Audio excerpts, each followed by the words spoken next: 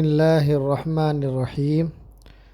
کل ہم سبق پڑھے تھے موصول صلہ کا، یعنی جب ایک جملے میں بات مکمل نہ ہو اور ایک جملہ لانا پڑے تو دونوں جملوں کو آپس میں جوڑنے کے لیے موصول صلہ کو جوڑنے کے لیے اس میں موصول لا کر مکمل جملہ بناتے ہیں، یہ پڑھے تھے۔ اب یہاں سے یہ شروع کر رہے ہیں، تمرینیں شروع کر رہے ہیں۔ تو سب سے پہلے تمرین کو کیا کرنا ہے، اعراب لگانا ہے اور اس کے بعد اس کو پڑھنا ہے، جیسا کہ پیچھے سے ہم سمجھ کر آ رہے ہیں۔ تو یہاں الطبیب الجدید فی المستشفیٰ، نیا ڈاکٹر اسپتال میں ہے۔ والطبیب القدیم فی المستوصف، اور پرانا ڈاکٹر فارمیسی میں ہے۔ القلم المکسور علی المکتب، ٹوٹا ہوا قلم میز پر ہے۔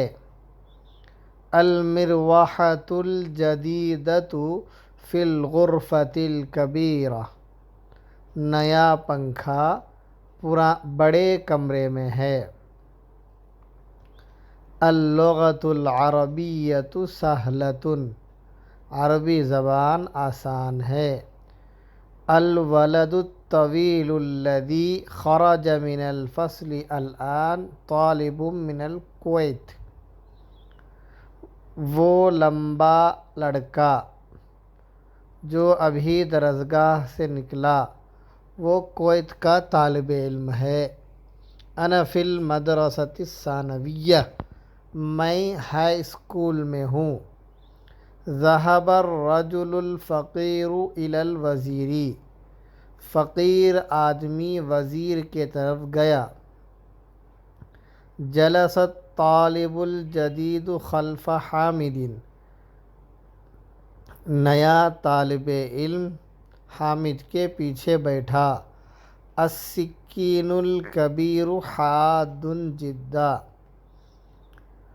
بڑا چاقو بہت تیز ہے۔ من ھذا الولد القصیر، یہ پست قد لڑکا کون ہے؟ ھو ابن المدرس الجدید، وہ نئے استاذ کا لڑکا ہے۔ پورے تمرین میں زیادہ تر موصوف صفت کو استعمال کرایا گیا ہے۔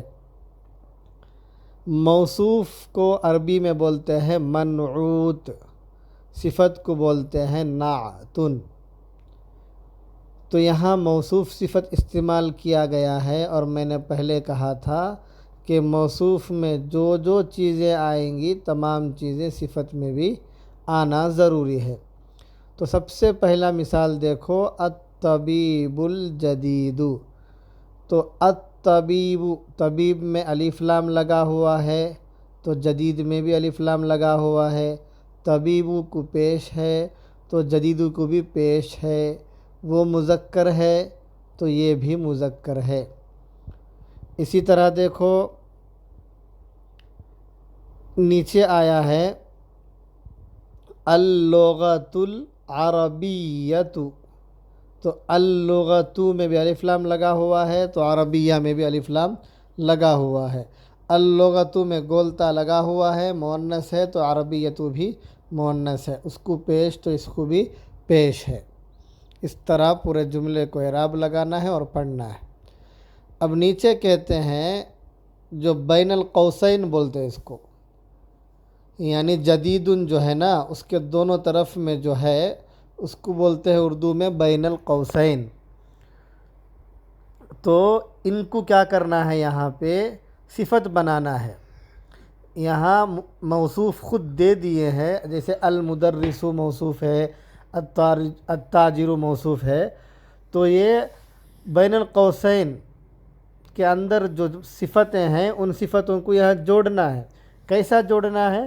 موصوف کے مطابق۔ اگر موصوف میں الف لام لگا ہوا ہے تو اس کو بھی الف لام لگانا ہے، اگر موصوف کو الف لام لگا ہوا نہیں ہے تو صفت کو بھی الف لام نہیں لگانا ہے۔ اس طرح کر کے ہمیں یہاں صفت کو سیٹ کرنا ہے۔ یعنی الف لام لانے اور الف لام نہ لانے کی رعایت کرتے ہوئے یہاں ہمیں صفتوں کو لانا ہے۔ تو سب سے پہلے دیکھو این المدرس، تو یہاں جدیدو ہے تو الف لام لگانا ہے، اور مدرسو کو پیش ہے تو جدیدو کو بھی پیش لگانا ہے۔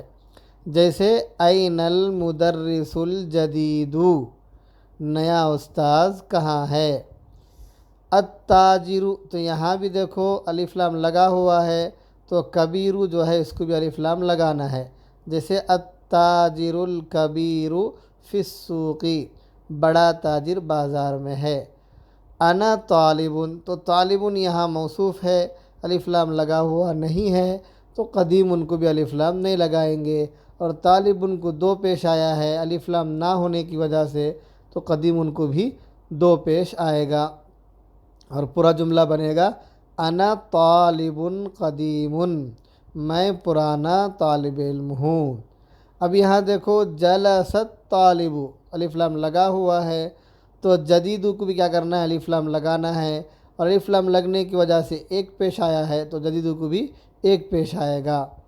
تو پورا جملہ بنائیں گے جلست طالب الجدید خلف محمد، نیا طالب علم پرانے محمد کے پیچھے بیٹھا۔ اب یہاں الولد، الف لام لگا ہوا ہے تو طویل کو بھی الف لام لگانا ہے۔ من الولد الطویل الذی خرج الآن من الفصل، من کے معنی کون، وہ لمبا لڑکا کون ہے جو ابھی درسگاہ سے نکلا۔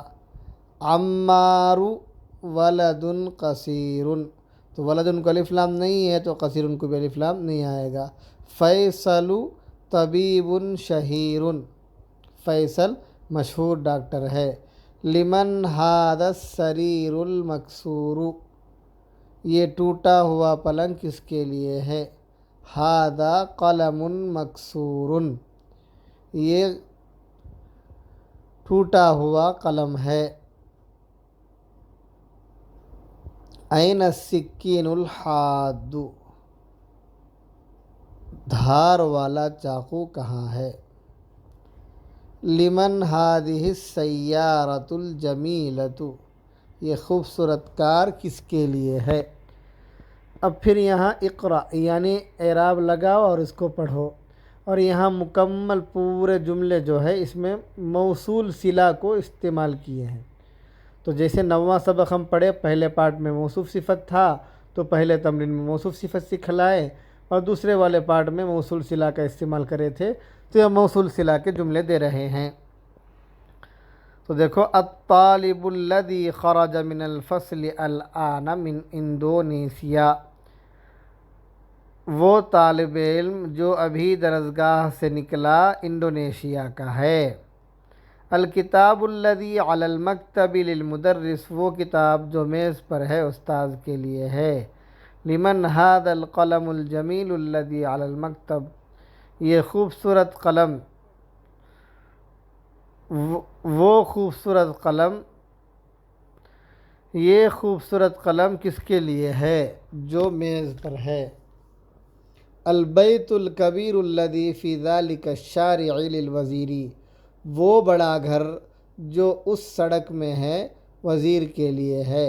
السریر الذی فی غرفۃ خالد مکسور، وہ پلنگ جو خالد کے کمرے میں ہے ٹوٹا ہوا ہے۔ تو بیتن یہ منعوت یعنی موصوف ہے، جدید نعت یعنی صفت ہے۔ بس یہاں تک 9واں سبق ختم ہوا، انشاءاللہ کل 10واں سبق